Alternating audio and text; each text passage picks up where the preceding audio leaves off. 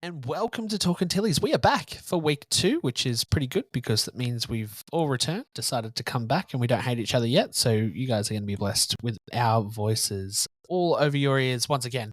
This week is a huge week. We jump into our final preseason episode, looking at what's going on in our own backyard here at home. We are going to go through all of the 12 Liberty A-League teams and give you our opinions on where they could finish. We're going to do ladder predictions for the A-League and WSL, and we're going to do our first preview of the games ahead as the WSL kicks off this weekend.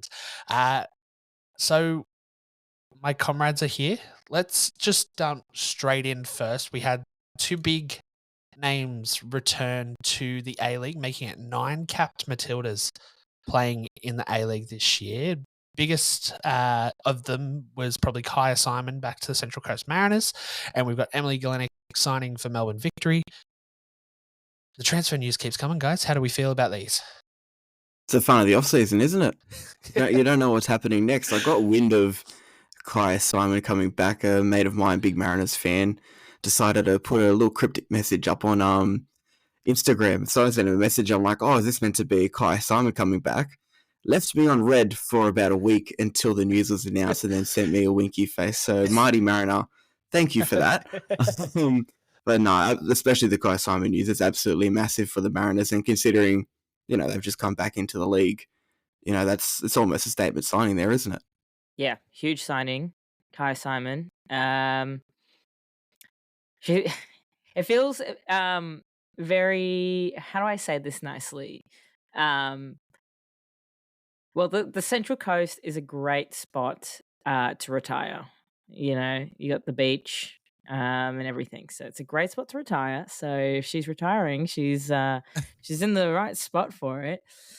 But I think, and we were talking about this off air as well, that I think really what is good about this signing is that she's obviously got a big name and a big following, and more than anything, I think she'll be able to get some bums on seats. So, which will be good for the Mariners. It kind of makes it easy for the marketing team, doesn't it? Matilda Star returns, come by memberships and see. Job's done. Yeah, right. Take it. Writes itself. The marketing team at Central Coast right now is like, thank you. Appreciate back to where it started kind of vibes. Like it really kind of, the story writes itself there. 100%. Meanwhile, actual Matildas news for the first time here. The under-17s have just played 3 games, won all 3, which good result for the under-17s there. We had a breakout star. Michelle, do you want to take us through what happened in those games? Yeah, well, a lot of great things come from the Northern Beaches. Obviously great beaches. Great football podcasters like yours truly, and a future Matilda that could be an absolute superstar, Sienna Dale, who currently plays for Manly United, former Wakehurst FC junior. For those who don't know, Wakehurst is also my local club that I coach and play for. So, yeah, she scored 4 goals against Bangladesh in a 4-0 win, which is huge. So, a lot of big things coming up in the U17s for their Asian Cup qualifiers. So, yeah, it's great to see, that our youth development is doing really well. And, yeah, hopefully one of these days, Sienna Dale will be wearing the sky blue and representing Sydney SC. Just a point on that, because look, with A-League club's track record, history, and signings, there's definitely not beneath bringing players in at the 16-year-old mark. I mean, Wanderers today only signed a player that was 14 years old or something like that. Yeah, that's absolutely nuts to think about. I know what I was doing at 14, and I was nowhere near a professional contract. Are you surprised in a way that she hasn't actually been given, look, I understand she's 16. She's got plenty of time ahead of her, but in a sense, are you surprised that she actually hasn't been given that chance as of yet, considering some of the other players in that under-17 side, they've already been snapped up? Not necessarily. I think This season in particular, the NPL season, she was kind of going a bit between the first grade and the reserve grade, so she was kind of bouncing between the two. So I think because of that, maybe like Ante or whoever wasn't really picking up on her because of going up and down the two. But I think probably after this, there might be a few eyes looking at her, and maybe she'll be hanging around the training squad and instead of being like in the team. But yeah, I guess we'll see what happens. But I reckon if she can stay first grade and continuously stay in the first grade next MPL season, she'll definitely get a contract somewhere. Yeah, 100%. Looking at results of those games quickly, 4-0 over Bangladesh, 2-1 over Vietnam, and 6-2 over Philippines. So some statement wins there, and a seemingly close game against Vietnam on paper. Definitely good results for them in their qualification to that next level. Now, to the main course, what you're all actually here for, whether you wanted to be or not, is our deep dive into the A-League. Now, this is something that we've kind of wanted to make a point of on this podcast, is to shine a light on things here at home and keep the attention coming back towards the A-League. We are all super pumped for the season. All of our teams probably have a solid chance at making some form of run towards something this year. Whether that be a trophy or a wooden spoon is yet to be seen. But let's start down in South Australia. Let's start with Adelaide, guys. Going through their squad, looking pretty solid. Not too many core changes to the squad, so letting development kind of run. How do we feel about Adelaide looking this year? I'm excited to see Jansevski come into the side. I think that's probably, out of all the players that they've brought in, I think that's probably the one that stands out to me the most. Someone that's kind of petering on the under-23s for a little while. I know she was in the extended squad, or at least backup for the under-20s World Cup. So, and someone that I was surprised actually didn't go to that World Cup altogether. But someone that, look, on a day can definitely be a difference maker on a football pitch. In Adelaide, it was a funny story for them last year. It was either they were set up really well defensively and struggled to score, or could score 3 or 4 goals in a game and would still lose. But yeah, those days where they really need someone to kind of step up and go, okay, yeah, I want to be the hero here. She is someone that can do that, I think. And she's going there not as kind of a young player breaking through anymore. I think she'll be there as kind of one of their starters, one of their main players. It's an opportunity that's good for her. I'm intrigued to see where it takes her. But yeah, I think if you're talking about who to watch from that team, in a sense, she's probably the one that I've got my eye on the most so far. Sure. Well, looking at the squad is quite minimal. There's a season coming, helps. and I don't know if they know that the season is coming. But I think losing Fiona Wirtz is. I think some people might disagree with me, but I think it is a big loss.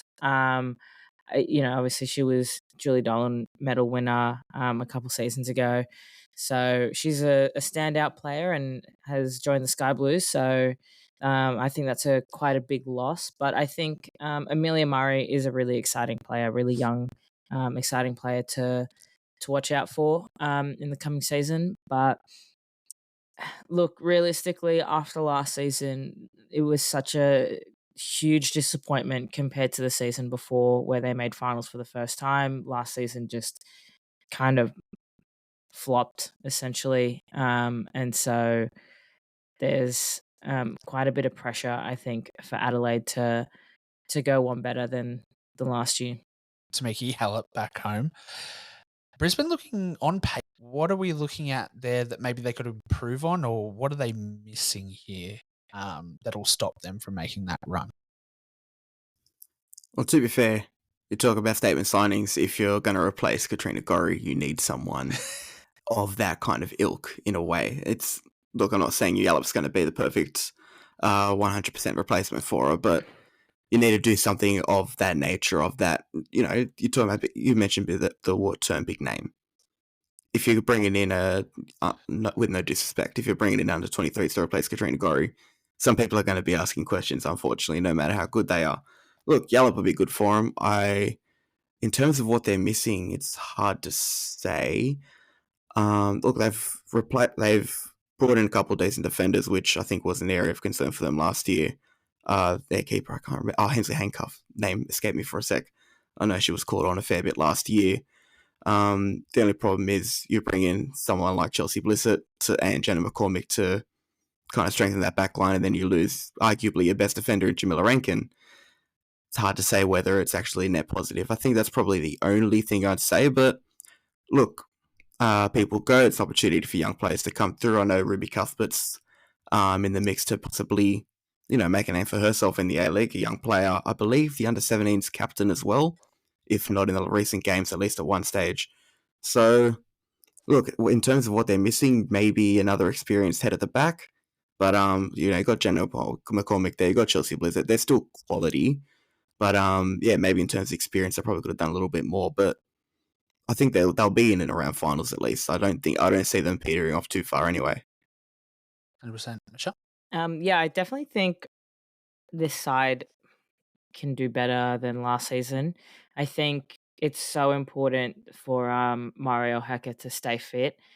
She did an ACL last season, I believe, and she was a huge loss to that team. She's so fun to watch. She's very creative on the ball. So she's a player that I personally just love watching. Like, I think she's just so fun to watch. So if she stays fit and she's ready to play the whole season, then I think she's going to be a really big part of this team scoring goals and getting the goals that they need. So and obviously, Meeks is a huge name in Australian football. So again, it's a similar sort of situation where I feel like she might be coming to the end of her career and maybe looking to settle down a bit more, and obviously she's got her partner and the baby, and probably staying somewhere in Brisbane, especially now that the season's longer and going full home and away. It kind of gives her a bit more of that stability to kind of stay in the A-League, get paid, and still be with the family. So I think it's a good move for her in terms of like a personal life sort of situation. And I think it's a good move from Brisbane to convince her to come back. The Jenna McCormick signing, I know a lot of people, like, there was a moment where she was like great and everyone loved her, but didn't have the best season with Adelaide last season. So that's what I'll say on that one. To be fair, Fiona Watts didn't have the best season with Adelaide last year either, so True. you give or take a little bit there, I guess. Yeah. Let's move into the nation's capital, Canberra. On the international side of things, announcing Cotel Rojas coming back, which is awesome. But locally, pretty stacked with Aussie talent in there as well. Chloe Lincoln from the 23s in there. Obviously, Michelle Heyman leading the line as she has done for many years at Canberra.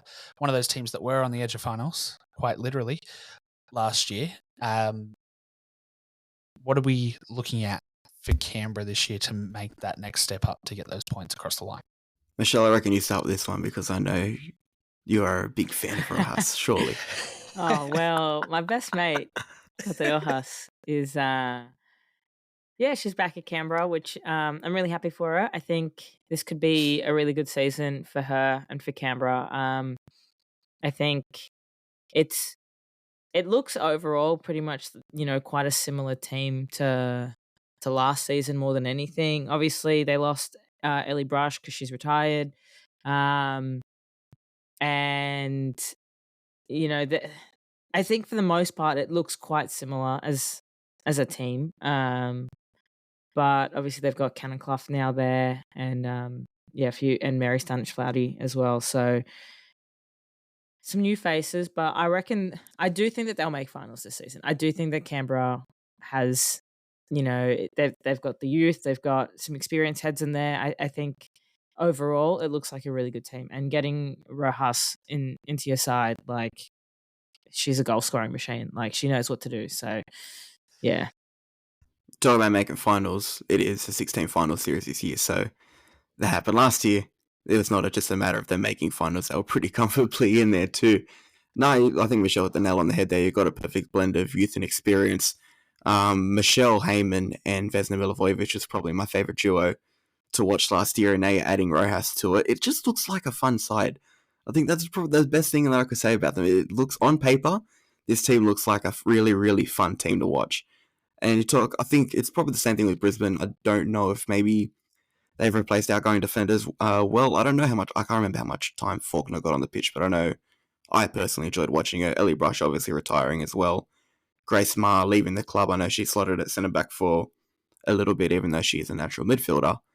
But you bring in someone like Tegan Bertolicio, who was one of the top defenders in the NPL across this, in New South Wales across this season.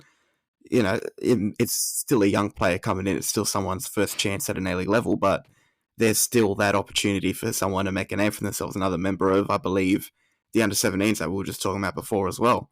So there's so much to be excited about with Canberra this year.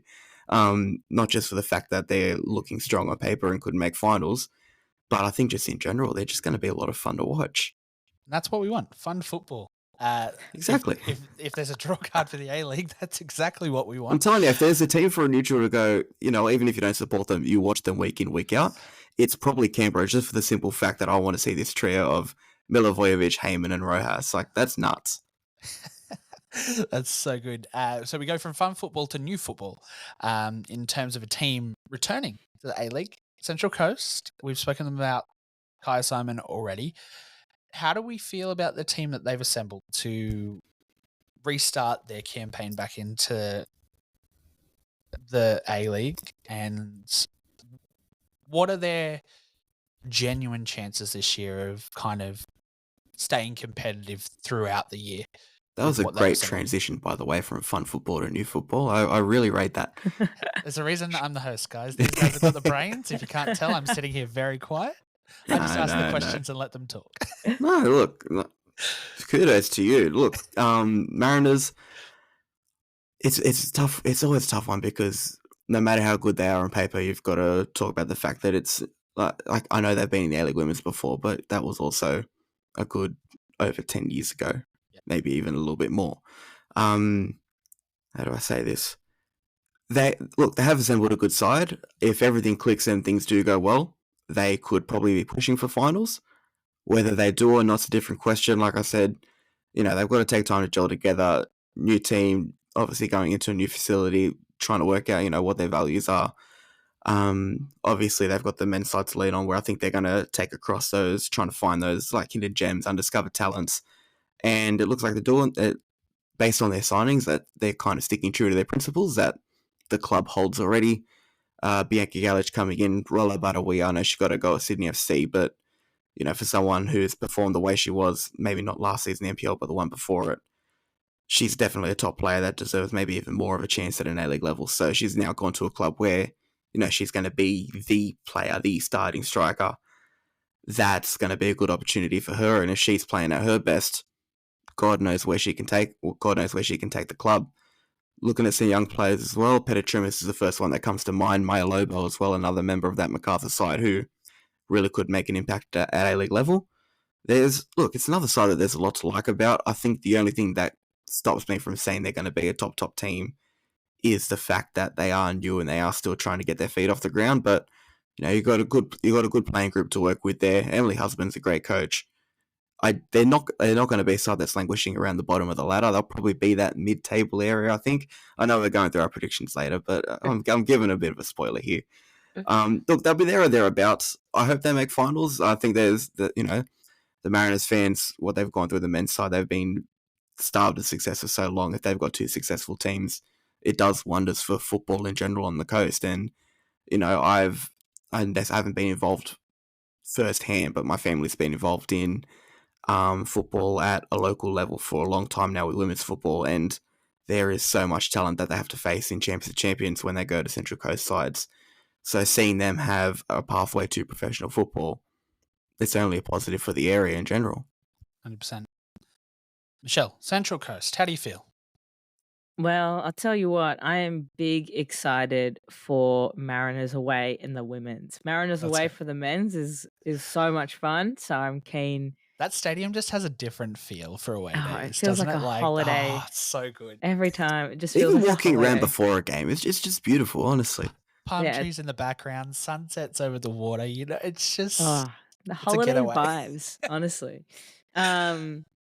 Gossy good times. So, yes, I'm excited to see Rolla Batawia at the Mariners. I think she'll do really well there. Like we were saying before, like I think she's such a good player and maybe was a bit unlucky to kind of be number 2 to Madison Haley at Sydney FC last season. So, um, yeah, yeah, I think Roller Batawia being there is and being one of the like early signings was a good call. Um, Obviously, the biggest signings are obviously Kaya Simon and Faye Bryson. I kind of figured that once Kaya Simon had signed, that a day or two later we would see Faye Bryson sign. So yeah, I mean it's a little bit surprising to be honest because she was playing in the WSL just last season and now she's going to be playing at the Mariners. So it's yeah, kind of crazy, but the things you do for love, I suppose. Um, but no, it's cool. Like I think it should be a decent team. I agree with Cody. I think it'll be like a mid-table sort of team. And my only reasoning for saying that is I think the difference between the other two expansion teams in Western United and the Phoenix was that with Wellington, they kind of got stitched up. They had to kind of build a team during COVID in New South Wales and kind of just using fringe players and players surrounding them. So I think they kind of didn't really get to use like local talent in New Zealand. Whereas like now you can kind of see that that's what they're doing at the moment. Whereas Western United were building a team for a very long time with Calder University, I think is the team that they were using. And Calder United, I think it Calder is. United, that's the one. And building a team around that with the coach that was there already. Like it kind of, I feel like Mariners is kind of doing a mix of like the two of using, they were using Sydney Uni players and MacArthur players, and then also kind of getting these like figureheads in like Kaya Simon and Faye Bryson. So I think they will do okay. I don't think they will do great, but I also thought last season that West United were going to be trash. So I'm glad you don't said that because I was don't going to bring trust that me. up. Hey, I think another thing too, like going into that environment where hopefully they get to use was it $500,000 worth of equipment that England left behind in their stadium Oh when they yes, left. yes. So hopefully the women get access to that and then top tier environment to develop a team in for sure. If we come to fringe finals to people that should probably be pushing for titles, let's talk City. Another team pretty well stacked with 23's talent. Do City challenge Sydney and Canberra for a title run this year? It's an interesting one with City. I think it's not necessarily anything that they've done to improve themselves. I just think, I don't know if Sydney FC is going to be as dominant as what they were last year. I don't know if they've got, a side that will sweep everyone in front of them. So it does open up the door for, your victories, your Canberras, and your Cities to kind of push them to kind of actually create that title challenge where instead of Sydney just kind of going and running away with it, even if they do start off the season a little bit sloppy. I think there is a lot to still be excited about City. I talked about duos before with Milivojevic and Heyman. You got McNamara and Policina at Melbourne City, who are fantastic. They've been fantastic for up here this season. They'll be fantastic for Melbourne City at an A-League level as well. They are a well-rounded side as well. I'm surprised Tori Toomuth didn't go back there. Sydney FC's got a coup kind of picking her up as well, but having you still got I think even Emma Checker leaving the club as well, that'll do some damage there as well.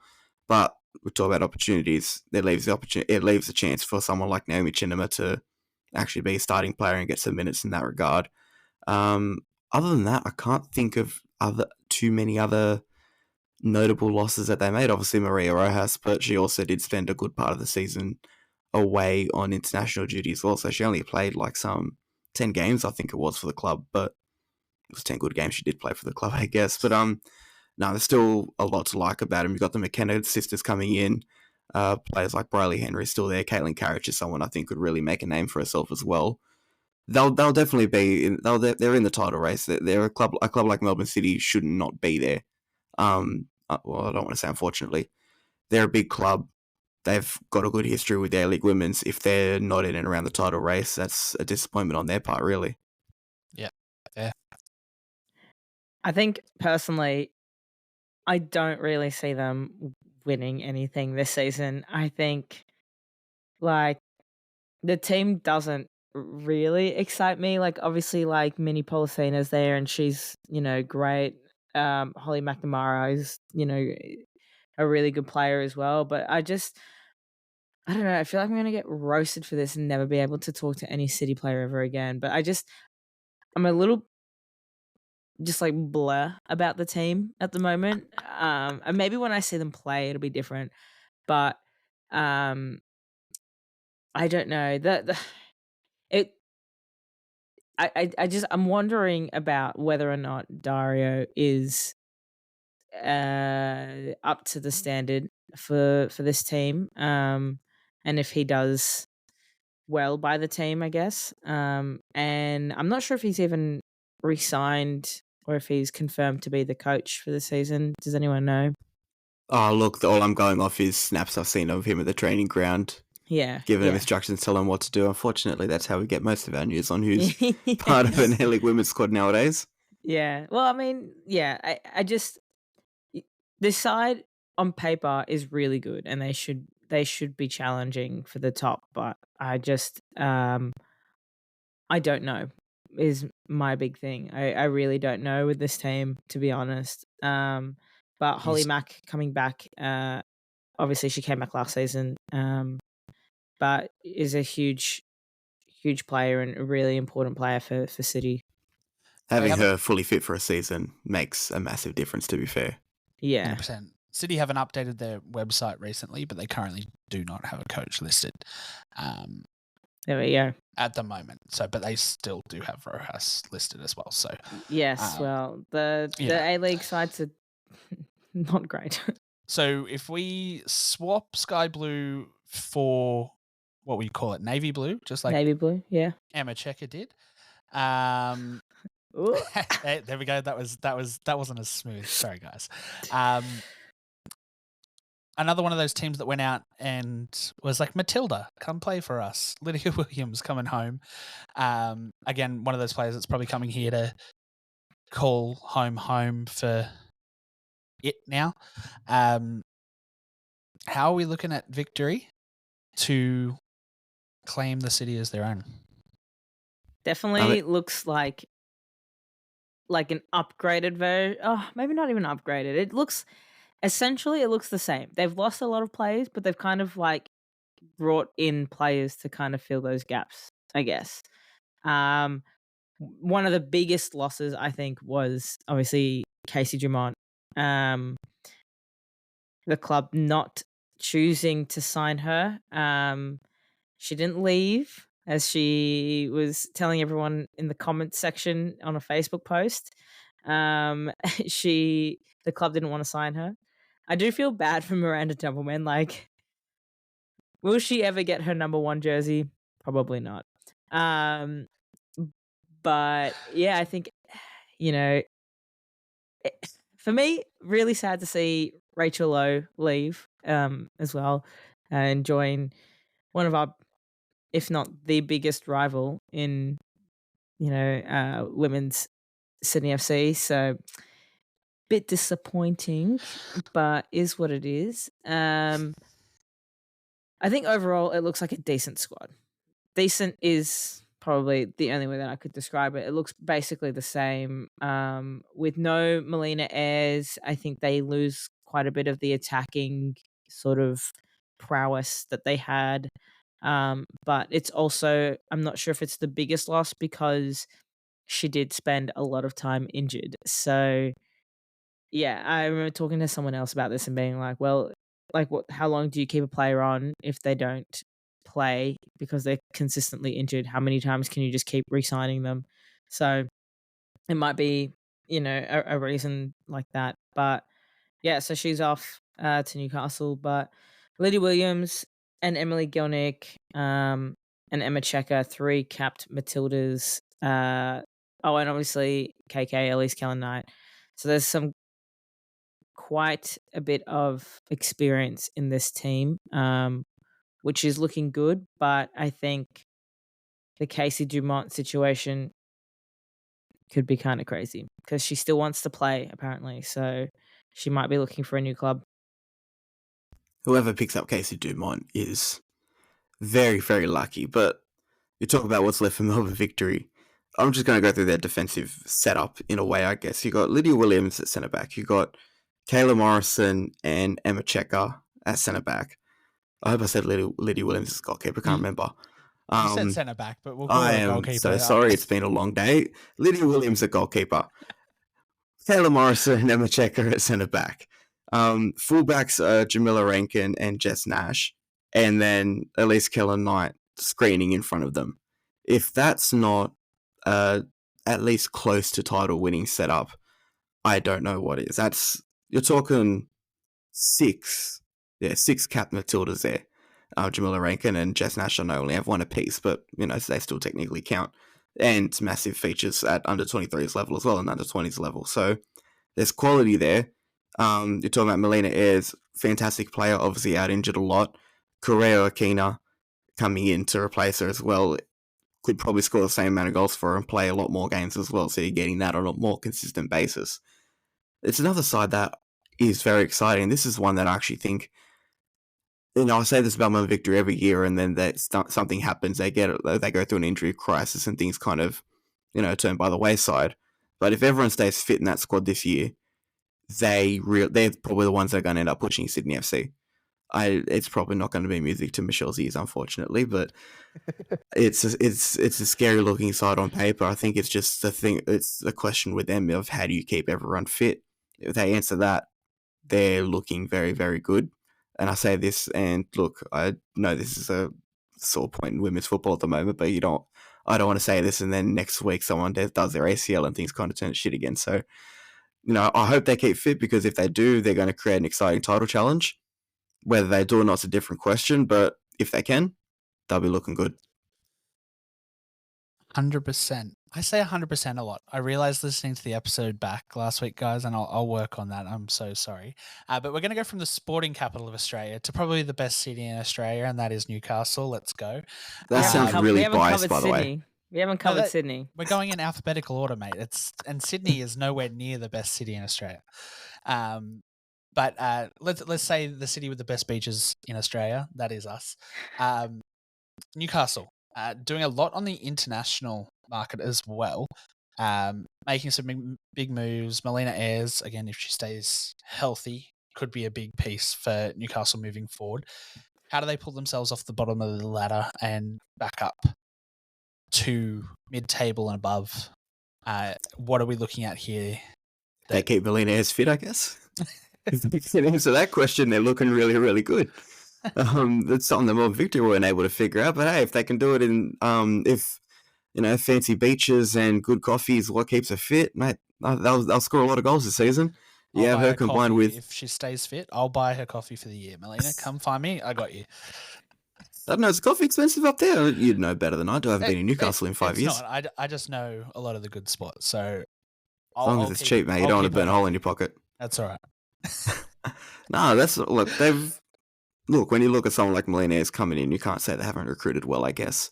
If you want a replacement for Tara Andrews retiring, you're looking pretty good at getting someone like Melina Ayres in. So I don't know if it's going to be, I don't know if they'll pull themselves off the foot of the ladder still. I don't know if there's enough about them to challenge some of the other sides. I think the problem with this is the A-League, especially as you go towards that mid to lower bottom of the table areas, it's so evenly spread the talent.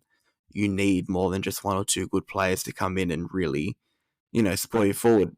Melina Ayres could come in, do a decent job, but who's to say someone like at other clubs, like someone like Jan Scarcey doesn't come and do a good job as well. Someone like Rolla Badawia doesn't set Mariners up in the same way that we're hoping Melina Ayres does.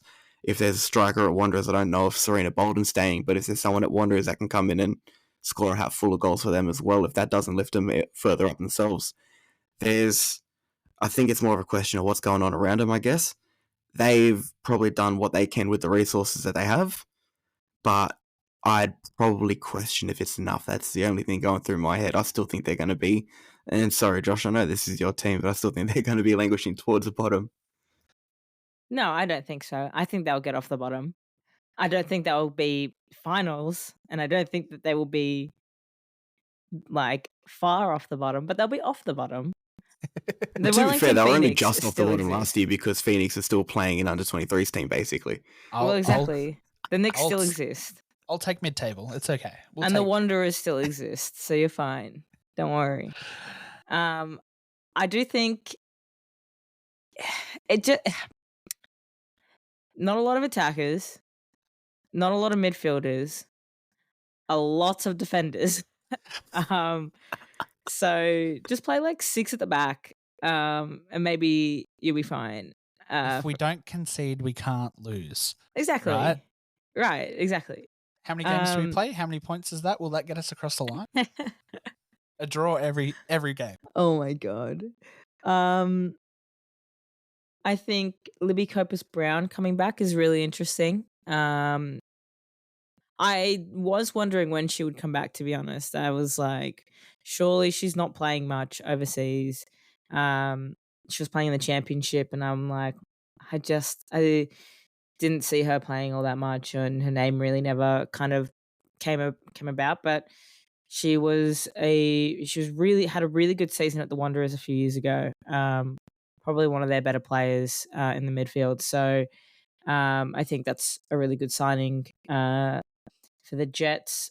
Claudia Chica, obviously, just a really, really good defender. Played really well at RPR in the MPL this season. So I think that's going to be a huge loss for Wellington, but a good pickup from the Jets. I think overall it's fine. They'll might win a game or two. But it's still the Jets at the end of the day. Let's go Newcastle.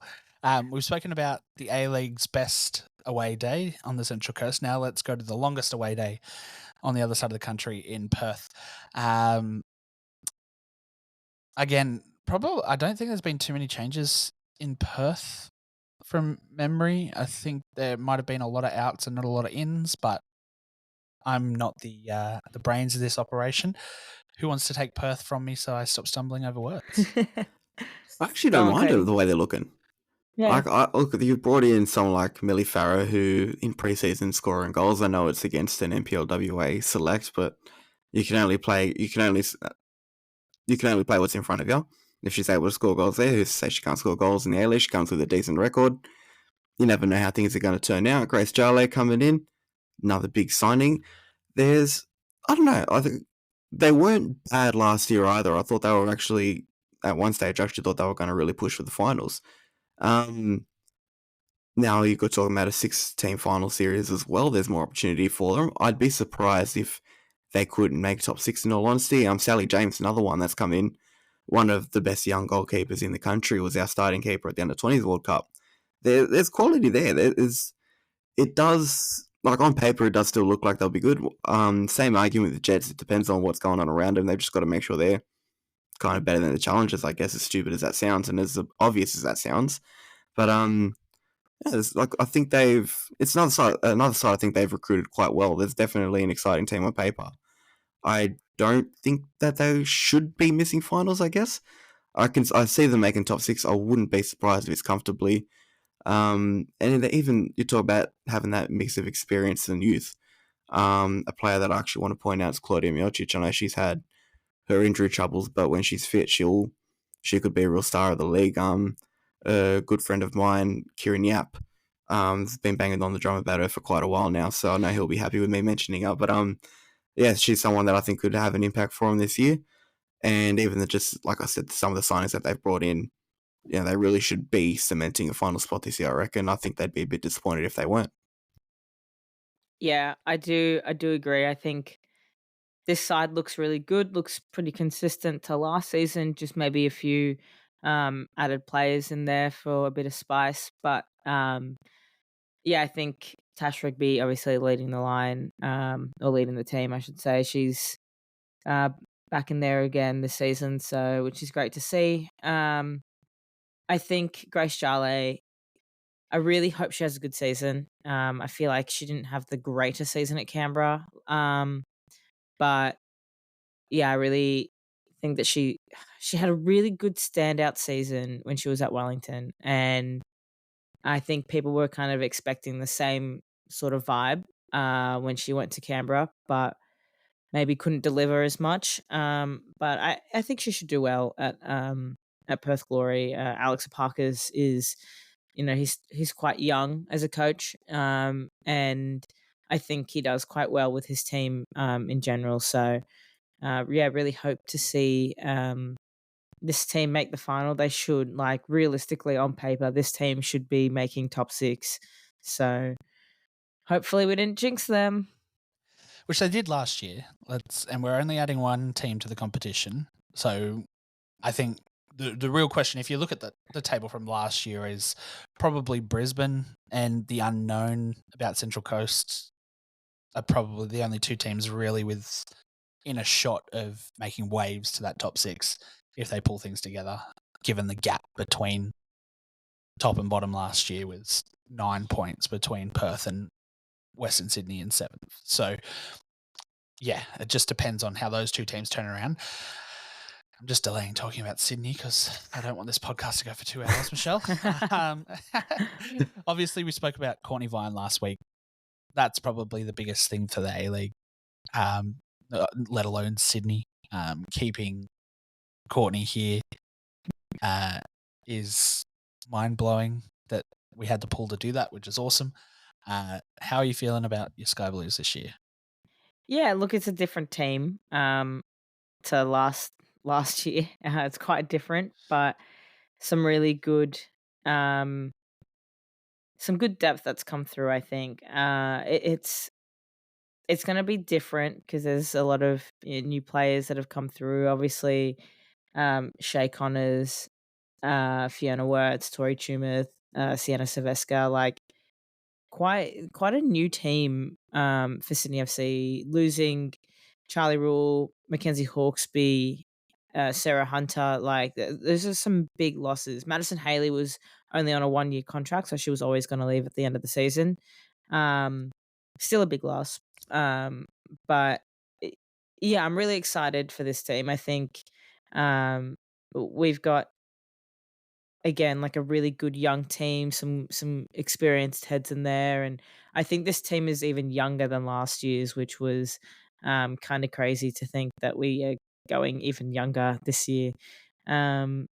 But yeah, a really solid team, and I really hope that Ante can pull off the double. And it would be incredible if we do. I think, yeah, like we've got Talia Franco in now as our reserve keeper, and that's honestly really good for Sydney. She's an incredible goalkeeper. Like, she's just a giant as well. Like, she's so tall. But yeah, I don't think we'll see too much of her, but if we do, I don't think we will be too worried with her between the sticks. I think overall, Sydney looks good, should make finals with ease. Talia Franco, I think, I can't remember how many games she played last year. It might have been 1 or 2, but I was really impressed with her when she actually did fill in. So, yeah, 100%. That's a little bit of depth there. And when you're covering for arguably the best goalkeeper in the league, you've got to be a decent player, I guess. No, I think that with Sydney, it's always a case of, you've got a young squad, particularly those subs or backups. They do tend to be young players, but you have a knack of having the best young players in the country. So I never really worry too much about the fact that there's a lack of experience, because you've got that elsewhere on the pitch. But then you look at those young players and you know that they're going to be quality. You talk about Sienna Silvestre coming in. She's one of the top talents coming through Australia in general at the moment. So definitely not a scrub to have there, in all honesty. Both the Dos Santos sisters as well, both of them are fantastic. And even Janana, I think she even struggled to get minutes last year as well. So the fact that you've got someone there just kind of waiting in the wings of that quality, and they're happy to stay at Sydney FC and wait for their opportunity, when she could arguably start for a lot of other clubs.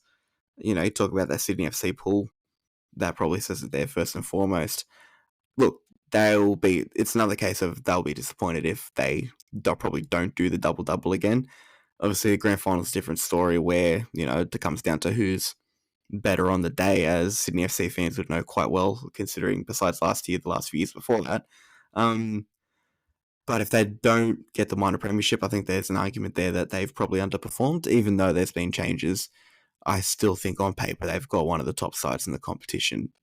They really should be there or thereabouts. It'll be an interesting title race. They're probably not going to be as dominant. The doors open probably for your Melbourne Victories, your Canberras, your Cities. I know City may be there or thereabouts, not sure yet. But look, they should probably still be the top team in the competition. They've been the benchmark for Australian women's football for so long. I don't see them completely falling off just because, as much as they are important players, a few people depart. We go from title aspirations to just improvement aspirations. Wellington this year, do they stay where they are, or do they challenge for 11th, 10th? I think one thing with Wellington, the biggest thing that's always held them back was probably the lack of an out-and-out goal scorer. You have Kelly Brown come in this season, who was fantastic in the NPL in New South Wales. I think that could answer their questions. Does it answer their questions to shoot them right up the table? Probably not. But I think there's a case for them to get off the bottom of the ladder. I think it and Josh, I hate to bring this up again, it is probably between them and the Jets in a way. Maybe Wanderers, Adelaide are going to be at that bottom end of the table as well. But they're definitely better set up to actually challenge other teams than what they were last year. I think it's been a slow progress for them.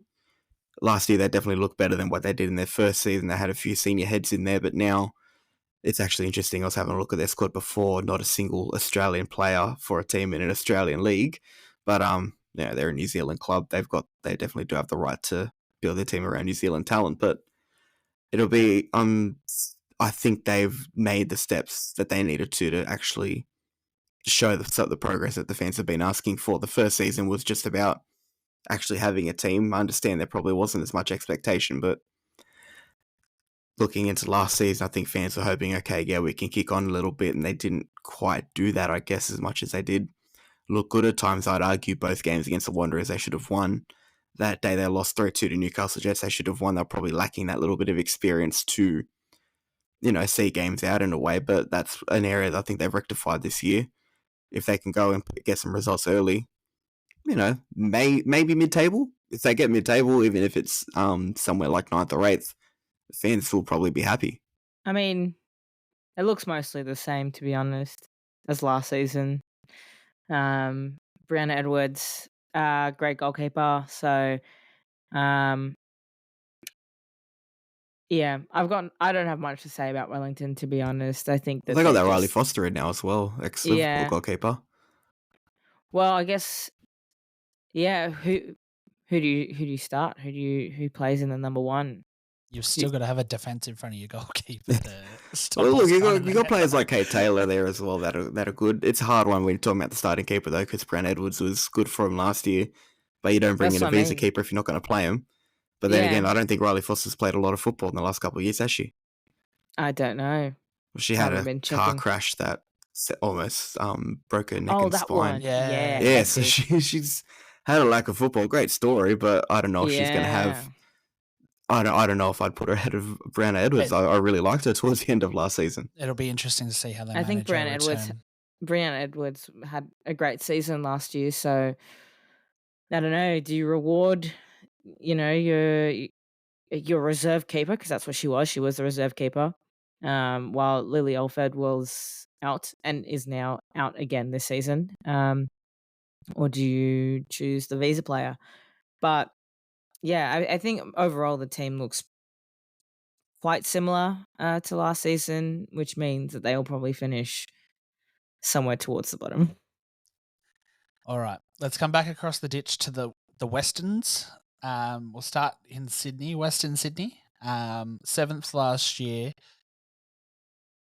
How is this squad faring up for maybe challenging for that 6th, 5th spot to kind of play finals? Michelle, I know you like talking about the Wanderers.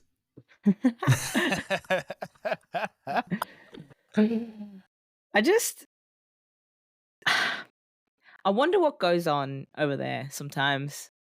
Like, your best player, no one knows where they're playing. In what's her name? Oh my god, I'm having a complete mental break. I don't know. The Philippines player? What was her name? Serena Bolden. Serena Bolden. Yeah, my bad. Sorry, guys. Not re-signed, and she was arguably the best player that they had last season. And like going to their games, like watching her like actually play, it was like you could just hear the difference. You had on one side of the field, the goalkeeper Jordan Bloomer yelling, and then up the other end you had Serena Bolden yelling as well. So you had two players who were like really loudly communicating, and the team just worked really well with all that communication going on. And neither of them are coming back to play for this season. Obviously, they've lost Claire Hunt going to PSG. Like, obviously, there are names there. Melissa Caceres, decent players and good players. But are they, good enough to then go up against Melbourne Victory, Sydney FC, Melbourne City? I guess that's the question. Like, can this team and this club, where they clearly aren't, I don't know, it doesn't seem like they're investing as heavily as maybe they should be to compete with their rivals. I don't know. I obviously, people are going to be listening to this, and I obviously have a strong bias towards Sydney FC. So take everything I say with a grain of salt. But yeah, 3 of your best players, your goalie, your captain, and your striker not there. It's a backbone removed, really, to be fair. Like, yeah. Yeah. See, I don't know if I was a big fan of Jordan Bloomer last season, in all honesty. I don't know. She didn't really excite me maybe as much as what other keepers in the league did. But then again, it's hard to be exciting as a goalkeeper. And when the side that you had in front of you for a lot of the year was almost inept, it's kind of hard to stand out as a keeper in that regard as well. Look, Claire Hunt, obviously a massive loss. Serena Bolden, maybe a massive loss. I don't know if it's a loss yet or not. We still haven't worked that one out. But there's still, look, I think there are still decent players there you can build a team out of. If you get, if you get Amy Harrison, Beth Gordon, and Sophie Harding clicking, then yeah, look, you could look all right. I think there's still some young players you can build off as well. Millie Clegg coming in, I think, will be massive. Unfortunately, it does end up only just replacing Sienna Silvesca, who we were talking about leaving before. And even someone I'm actually excited to see is Talia Eunice. I haven't seen much of her personally, but she's been almost mainstay in the under-17 side for the Matildas. So quality there. If she's anything like her brother, she'll be fantastic. But I think there's a crux of possibly a good side. I think I mentioned the Claire Hunt loss. If there's players that can come in and really step up in her absence, because it doesn't look like they're looking overseas or anything for a player. I think there might have been an American defender coming in, but you're probably going to need more than one option to replace that backline because Claire Hunt was almost doing that job on her own. I think now that maybe players like Amy Chisari's had a little bit more experience, maybe they can step up. Obviously, Alexia Apostolakis is there as well. If she comes into that centre back spot on her day, she's fantastic as well. I think there's been cases where she's been shifted out to fullback as well, though I'd prefer to see her actually in that centre back role and doing her thing there. That's probably her natural position and her best position. But there's quality there that you can build. It probably just comes down to how well Kat Smith's able to really put them out and actually set them up to go and win games. I think if you keep Claire Hunt there, maybe you can push for that top 6. It's a very, very strong maybe, but it's a maybe. Without Claire Hunt, I don't know. I don't know if I can see it happening. I don't think they'll be bottom feeders or anything like that, though. I don't think they're going to be a side that gets slapped every week like they looked like probably 2 years ago. But yeah, look, I think there's a crux of a good side there. It probably depends on, one, how well Kat Smith's able to set them up, 2, how well the club's able to back them, and to an even further extent, 3, how well the fans are willing to back them as well. Yeah. Hopefully we see larger crowds going out to support the Wanderers women, because I know some of them were only around the 500 mark. If they can get quadruple digits into that Wanderers football facility, you could actually create a bit of an intimidating atmosphere, but it's a matter of how they do that. Just a good point there. Serena Bolden still hasn't signed for any team, for just those teams that we've mentioned. A couple of them need strikers. Wink, wink, Newcastle. Imagine that in Ayers Bolden combo. That'd actually be pretty good. I'm going to make it happen. Let me just get them on the phone. Last team on the list too. Michelle's probably greatest prediction of last season. Western United finishing, I think it was second overall, was it not? Yeah, they finished second. Unlucky. Did they back it up? Did they stay in that top 4?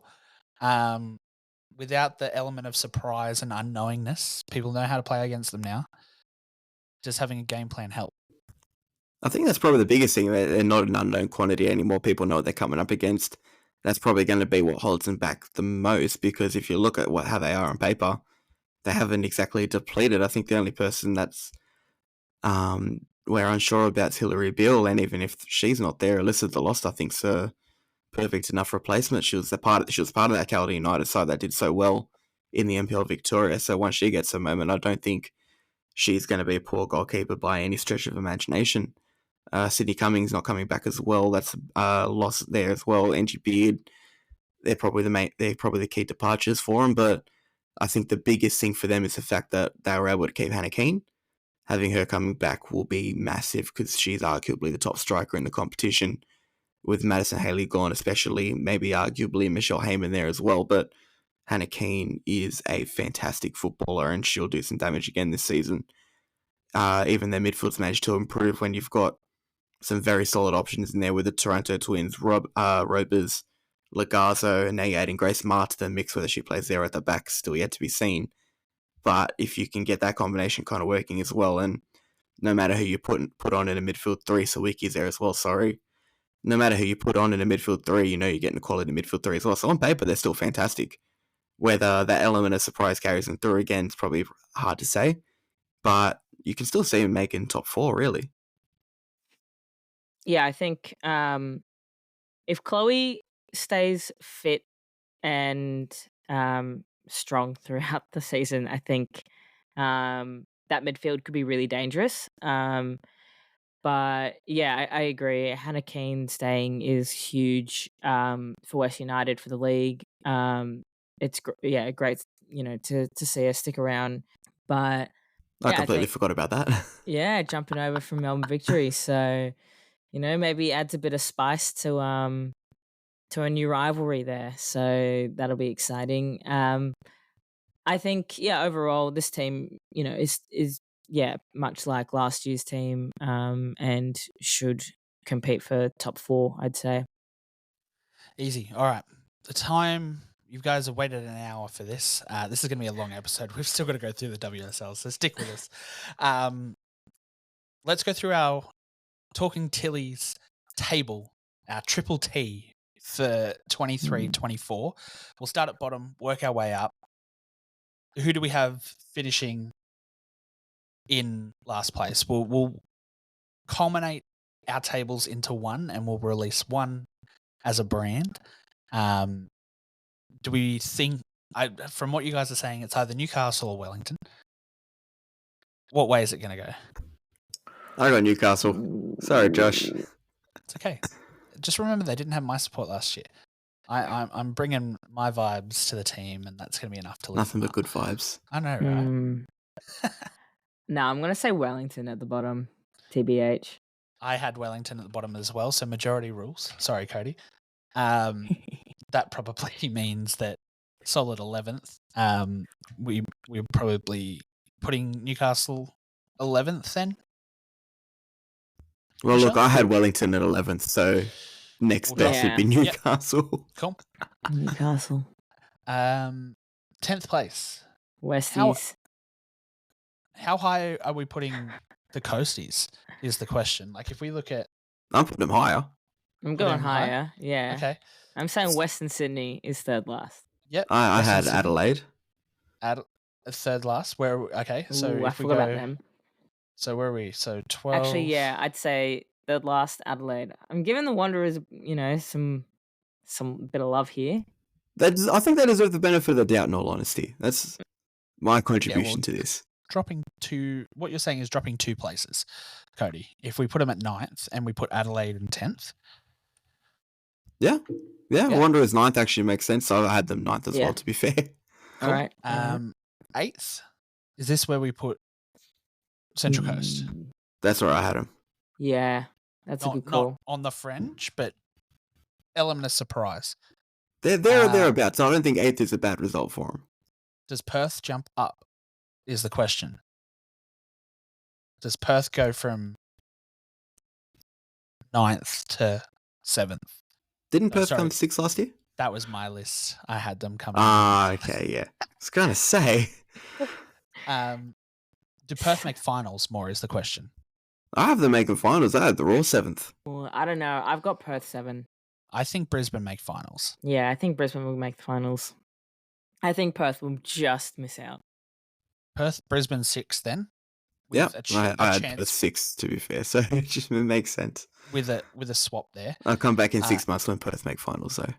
Now we go Western United, Canberra, City, Victory, Sydney. Do we work from top down now, or do we keep going? For 6th? For 5th. For 5th. Who do we have in 6th? Brisbane. Brisbane. So 5th place, I'm going to say... Canberra?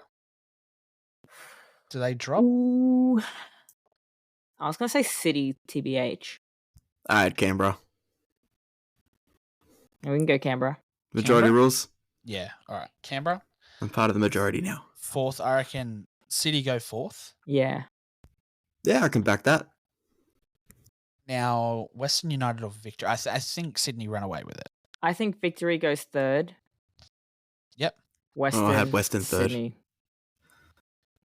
No, Western's Sydney? got a way better team than Melbourne Victory does, in my opinion. Fair enough. Yeah, the kind of Keynes difference. I reckon 2, 3, 4 could probably interchange a position each somewhere, depending if we. I think it's so close this season. Like I said about the teams in that mid to lower table, it's so close. Like 1 or 2 players isn't going to make a difference. You're going to need a little bit more than that. I think it's the same with the top of the table as well. I think that's the thing. Like if you look 1 through 8 there, we've got Sydney down to Central Coast, given the element of surprise. Could be a pretty close pull for those last 2 slots in finals as well. Now that it's opening up to 6, it could be a very interesting competition. Hopefully we don't look too silly if Newcastle or Adelaide ends up sneaking in there too. Oh yeah, don't worry. I'll let you know. It's okay. We will know if Newcastle make finals. The whole theme of our social media account will go gold. I'll tell you that much. That's for sure. All right. That's our table for Australia. Let's quickly chat about our first match week. It's time for games. So content we're going to produce is going to shift completely. We're going to be looking at actual football with how people are performing. If we go through game by game, WSL 23-24. Let's bring it up. first game off the bat is going to be Villa United this week. I don't think we have any Aussies starring in that. I think it's the only game that we don't have an Aussie playing in. Well, now that Gilnick's gone, yeah. Yeah, so I think that's the only game this week that we don't have an Aussie in. I think United are looking pretty worse for wear this year after losing a lot of their team. They've made a few good signings in the transfer window, but losing Russo up front, they haven't really. They've got the Brazilian striker, I think, now, but Japanese striker as well. There it is. And they have the Brazilian as well, I'm pretty sure. Yeah. Yeah. Villa have also had an exodus of players, or was that West Ham? One of the two had an absolute exodus of midfield and attacking players. But if we look at that, Bristol City play Leicester, which will be our first game that... Everton Brighton play at 11. So that'll feature multiple Aussies across the boat with Claire Wheeler, and then I think we've got a trio at Brighton still, don't we? Or do we Duo. We've got two. Duo now. Charlie Rule and Mackenzie. Hopefully they can connect like they have been from Instagram stories. We've been seeing that they assisted each other in a goal in the 23s. Still to be confirmed, but looks like they got minutes in preseason for them as well as starters. So yeah, maybe if they're able to slot in straight Fingers away. Crossed. Yeah, fingers Looks crossed. good Fingers crossed they play against Chelsea later in October. Fingers crossed. And then we got Nevin and Remy. I would say Remy's Michelle's little child to watch at Leicester. See, I'm learning, guys. It's okay. Arsenal, Liverpool, probably the game of the week, I would put here. Arsenal with a really fresh-looking squad. Huge transfer window, obviously. KCC coming in to be the third Aussie in that squad, and you can't point at a weak spot at the moment with Miedema coming back now too. It's looking dangerous. Love to see it. Love to see it. I might be an Arsenal supporter for the women's side after this season. We'll Join see us. how we go. See how that goes. West Ham, City, Macca up against Fowler. That'll be a good little shot to look at. And then we got Sam against Tottenham. Tottenham, Villa, United, Bristol are the four teams without Aussies in them now that Kaya's back in Australia. So how are we looking at the WSL this year, guys? What are we thinking? Do we do a ladder prediction here as well and see how bad we fall off? Well, we can do a quick one. Let's do a quick one. All right. I think Bristol come up and get relegated straight away, to be fair. Yep, I agree. To be completely honest.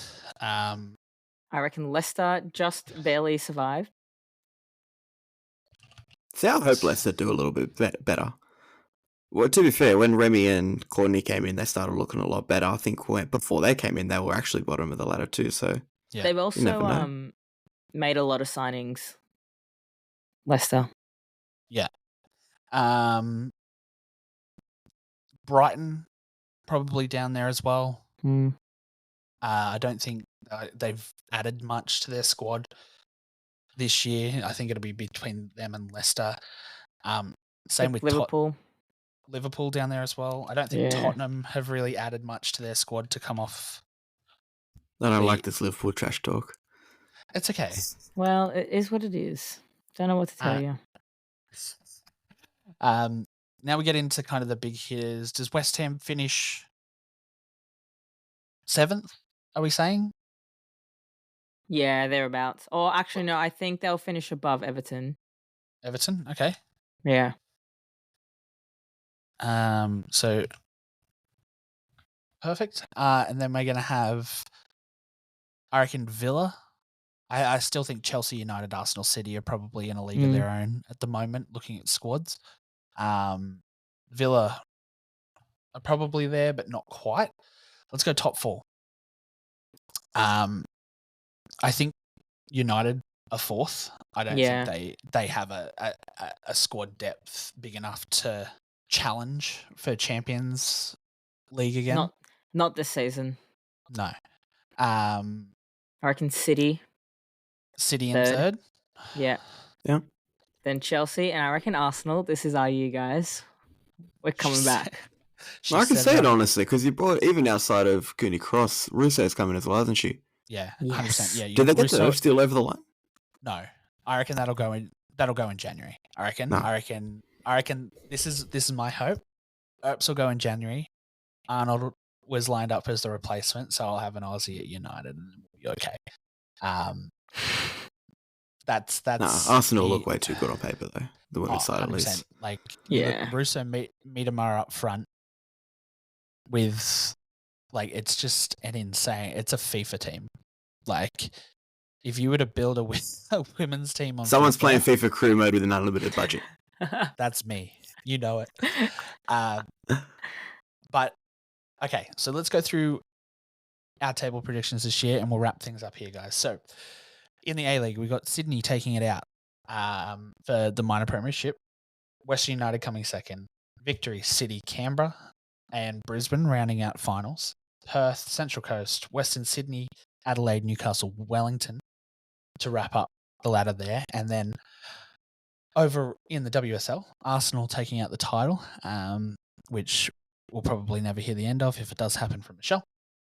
Chelsea, City, United, Villa, West Ham, Everton, Tottenham, Liverpool, Brighton, Leicester, and Bristol to go back down to the championship. That is our look at what's coming up ahead. We will touch on all the results, any highlights from our Aussies abroad as well, in our first full game match day kind of look. And then we're into the swing of things because in 4 weeks, we have our first camp for the Matildas. Michelle's not going to be here for that, so that'll be me and Cody. So we've got Michelle for next week's episode, I believe. Then you got me and Cody for a couple of weeks, guys. We'll try and get some friends of ours to join us to lighten the mood up so it's not all just guy talk. Michelle's like, here's the keys, boys. Have fun. I'm out. Lads. I reckon we got good guy talk here, to be fair. Up the boys. No. boys. But thank you again to everyone who listened to the first episode. We had great reaction, great response, good feedback from everybody as well. So we're going to take all of that on board. If you have any more from this episode, give us a yell. We're always around. You can find us on all our socials attached to Talking Tillies on Instagram, Twitter, TikTok, and YouTube. We haven't made it to YouTube yet. We had some technical issues last week, and it probably won't happen this week either. So YouTube will be match day one kind of revealing vibes, which is sick. But yeah, that wraps it up for preseason, folks. It is time for kickoff. It's time for football. And we will see you next week as we dive right in to match day one. This is Talking Tillies. Goodbye.